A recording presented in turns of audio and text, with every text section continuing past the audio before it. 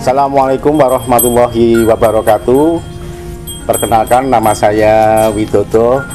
Ini kebetulan saya ada di kandang ternak kelompok Ngudi Mulyo, tepatnya di Desa Banyuaeng, Kecamatan Karangnongko, Kabupaten Klaten. Jadi salah satu daerah menuju Merapi, jadi sebelah utara sana Merapi ya. Dan alhamdulillah pada hari ini saya akan sedikit bercerita tentang tempat ini, tempat yang sore ini ada ternak kambing, ada ternak sapi, dan beberapa pengolahan kompos, pengolahan pakan, dan beberapa aktivitas yang lain.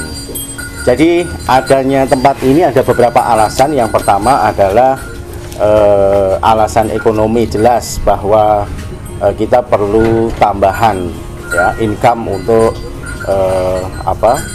memenuhi kebutuhan sehari-hari atau untuk yang lain.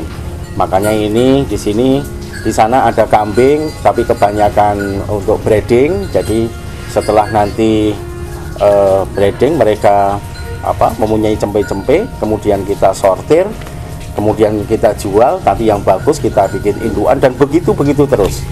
Di sebelah selatannya ada trading, yaitu jual beli. Jadi setiap yang penting untung, yang penting badi, nanti langsung kita lempar keluar.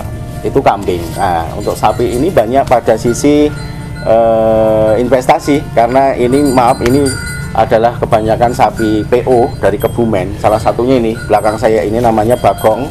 Ini super, menjadi ikon di sini. Nah, usianya masih muda. Nah, ya, usianya masih muda. Jadi kalau sapi di samping aspek bisnis, tapi di sini memang banyak, salah satunya adalah aspek budaya, karena khususnya Klaten ini ke depan pariwisata adalah mengambil kearifan lokal. Salah satunya adalah sapi tunggang.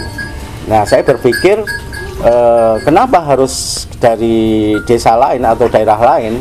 Nah, Klaten ini harus juga bisa mempunyai sentra sapi, salah satunya sapi tunggang itu yang bagus. Itu dari sisi bisnis. Yang kedua dari aspek pemberdayaan. Jadi petani-petani di sini, jadi tempat ini ada ruang untuk gazebo untuk bertemu.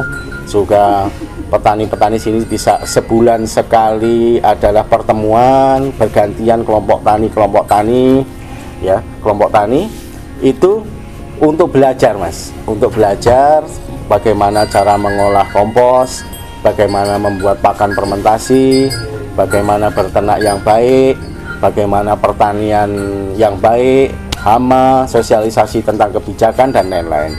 Nah, momentumnya untuk saat ini itu sangat pas, kan ada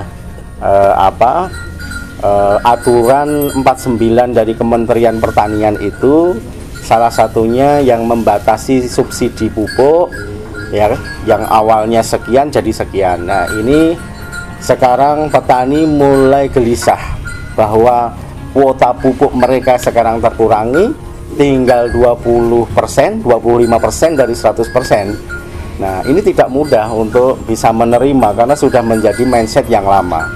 Nah, kesimpulannya bahwa harus beralih di pupuk organik. Nah, ini menjadi jawaban bahwa letong, kemudian intil dari kambing itu kita olah gitu kan ya, kemudian kita jadikan pupuk organik. Nah, alhamdulillah setelah beberapa pertemuan petani-petani yang di sini yang mempunyai peternakan sendiri, mereka juga bisa mengolah sendiri. Dan sebagiannya karena ini adalah tujuan sosialisasi, urinnya dan yang lainnya sudah diolah, itu juga secara cuma-cuma saya berikan ke petani sekitar sini atau kelompok tani. Itu yang kedua, Mas.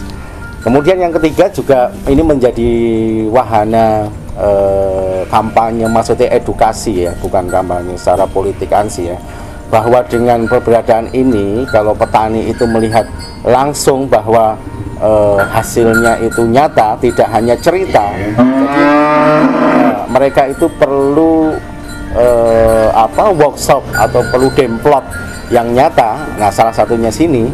Jadi di sini menjadi sekolah tani, ilmu dasar pertanian, ada prakteknya dan lain-lain itu ya. ini menjadi gelombang yang bagus bahwa bertani itu memang menjanjikan bahwa bertani itu harus begini begitu semacam itu, Mas. Itu tentang keberadaan pertanian di sini. Nah, karena maaf, nah ini juga mungkin cara saya untuk memastikan bahwa warga atau konstituen, karena notabene sekitar sini adalah pertanian, bagaimana saya tetap mendampingi bapak-bapak petani yang sampai saat ini memang belum beruntung, ya, belum beruntung. Jangankan kita ciptakan petani muda yang sukses, ya, yang bapak-bapak ini aja saya kira masih ngelukro dengan kebijakan-kebijakan dan yang lain. Nah, makanya dengan keberadaan sekolah SDIT, Sekolah Dasar Ilmu Tani Ngudi Mulyo ini, harapannya ke depan warga sekitar dan desa-desa yang lain dan Klaten khususnya dan yang lain itu bisa semangat untuk beternak dan bertani. Beberapa kendala pasti akan kita temui, Mas, ya. Salah satunya dari petani sendiri. Petani itu sendiri kan punya pemahaman atau punya pengetahuan yang cukup lama. Misalkan takaran pupuk atau cara beternak yang sangat tradisional, gitu. Semacam itu sudah tertanam banyak. Tapi kalau dikasih tahu misalkan, Mbah, cara membuat kandang itu begini, Mbah, memanfaatkan rumput sekitar kemudian diolah, difermentasi, awalnya jawabannya, wah, apa kuwi le saiki yo ngarit langsung diwekke apa ora bahaya dan lain. Itu perlu energi juga untuk memastikan itu. Itu satu. Kemudian yang kedua, memang dari sisi pasar memang kebanyakan masih bebas, ya. Bebas artinya bahwa petani pun juga nggak tahu sebenarnya tren harga itu bagaimana. Nah, tentunya kita harus memberi solusi dengan paguyuban ini atau dengan kelompok ini, ya kan. Tentunya mungkin nih bahasa sekarang bisa menciptakan marketplace yang sendiri, akhirnya harga bisa terpantau, gitu ya. Kemudian kebutuhan daerah mana itu, jenis ternak yang dibutuhkan di mana, bagaimana caranya itu, mungkin petani kalau sudah terbentuk itu lebih terbantu, Mas. Nah, mungkin yang ketiga, kalau di sini kan banyak peternak rumahan yang hanya untuk samben kan gitu ya, yang untuk samben, dan cara beternaknya pun, cara memeliharanya pun juga samben. Nah, kalau tidak ada yang mendampingi, tidak ada yang merangkul untuk ngasih tahu cara-cara yang baik, meskipun samben, Mbah, ini adalah tabungan investasi, podo-podo sing makani, podo-podo sing ragat, tapi nek hasilnya lebih bagus, itu lebih menjanjikan. Ya, jadi ini menjadi harapannya menjadi awalan dan tidak berhenti begitu saja, karena memang butuh energi yang banyak di tengah-tengah pertanian, khususnya di dalamnya peternakan ini yang caruk maruk oleh kebijakan dan lain-lain, gitu ya. Harapannya bahwa di sini menjadi pusat edukasi, sekolah tani, atau nanti kalau secara formal menjadi sebuah universitas alam untuk petani, gitu ya, yang bisa tersubsidi oleh pemerintah, gitu ya. Jadi ada kurikulum ilmu peternakan khusus kambing 3 bulan. Petani umur nggak apa-apa, tua juga nggak apa-apa. Yang penting dia punya semangat, punya kemauan. Kemudian kita support untuk pemodalan, kita juga support untuk pemasaran. Itu nanti ke depan kalau mempunyai itu lebih bagus.